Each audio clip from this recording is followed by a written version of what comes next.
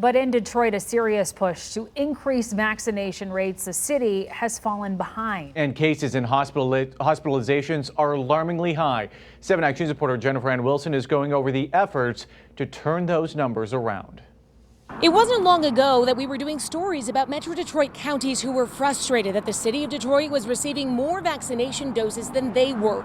But now counties like Macomb, Oakland, and Wayne are far outpacing vaccination rates right here in the city.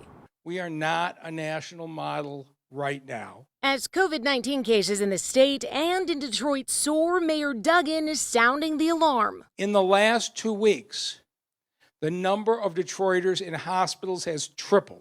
More than 260 Detroiters are currently hospitalized due to the virus, most under the age of 60. If this triples again in another 2 or 3 weeks, we are talking about the kinds of levels we saw last March and April when people were on gurneys in hallways. While Detroit was ahead of the curve for vaccinations, the trend has reversed. Statewide, 35% of the people, adults in this state, have been vaccinated. A mass vaccination site at Ford Field in Detroit opened just 2 weeks ago to any Michigander eligible, vaccinating 5,000 to 6,000 people a day. Generally coming from all over, obviously from the city of Detroit, from suburbs. We've had people drive down from even areas outside of our region here. Starting next week, new efforts to combat transportation and access issues in the city of Detroit will take the vaccine into local communities. Bringing 8 new locations online next week in partnership with DPSCD and the Islamic Center of Detroit. In addition, the Ford Field has outreach teams. Our mobile units are doing